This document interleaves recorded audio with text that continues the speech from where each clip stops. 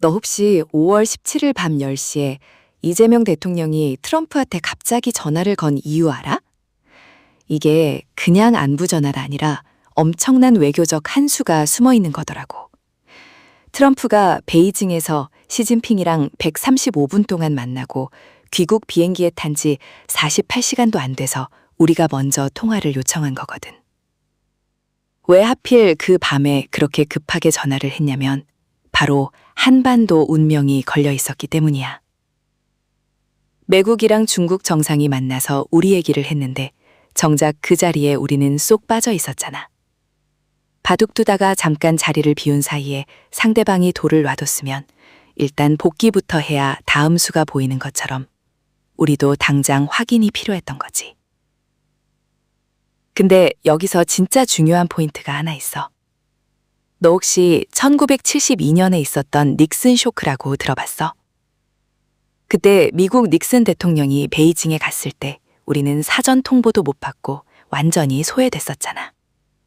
강대국들끼리 우리 운명을 결정해버리는 바람에 나라 전체가 패닉에 빠졌던 그 뼈아픈 흑역사 말이야.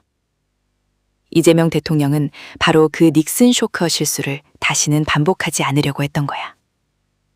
54년이 지난 지금은 강대국들 입만 쳐다보고 있는 게 아니라 회담 끝나자마자 48시간 만에 직접 전화를 걸어서 결과를 확인한 거지. 과거의 아픔에서 확실하게 외교적인 학습을 하고 똑같은 실수를 안 한 거야. 단순히 미중 회담 결과가 어땠냐고 수동적으로 물어본 게 끝이 아니야. 미국과 중국 사이에서 우리나라의 입장과 이익을 아주 당당하고 직접적으로 전달했거든. 통화 내용을 보면 미중 관계를 안정적으로 관리해달라고 요구했는데 이게 진짜 똑똑한 수인 게 미중이 충돌하면 가장 피보는 게 바로 우리 위치잖아.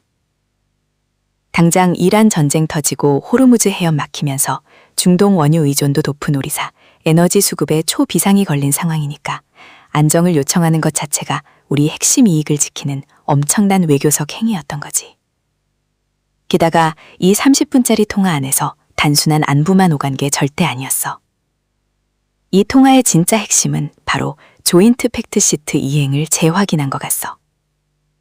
우리나라 조선업 기술로 1,500억 달러 투자해서 미국 상업 선박이랑 전투함까지 건조할 수 있는 길을 열었고 자동차 관세도 낮추고 반도체 불이익도 막았잖아. 근데 더 무서운 건 안보 파트야.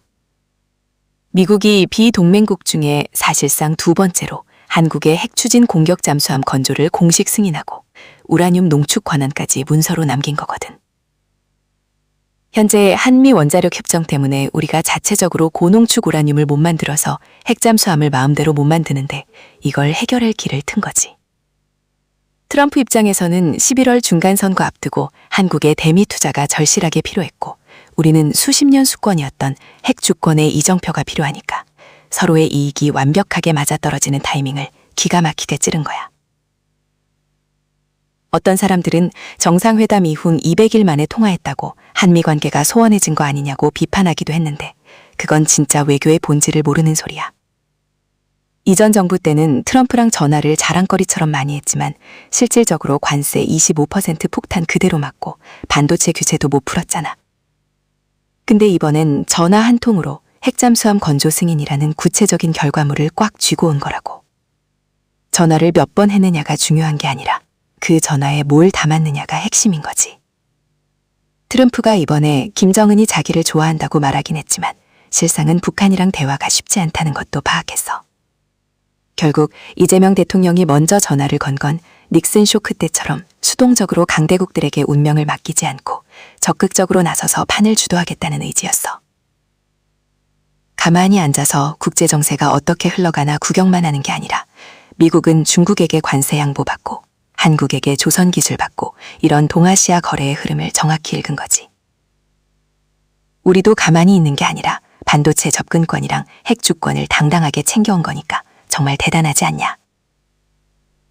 진짜 외교는 이렇게 전화를 받는 걸 기다리는 게 아니라 먼저 걸어서 닉슨 쇼크 같은 과거의 뼈아픈 실수를 끊어내고 상대방을 우리 페이스로 끌고 오는 게 핵심이라는 걸 이번에 확실히 보여준 것 같다. 다음 G7 회의에서도 우리가 단순한 손님이 아니라 이렇게 당당하게 제안하는 쪽이 될 수 있을지 벌써부터 기대가 된다니까.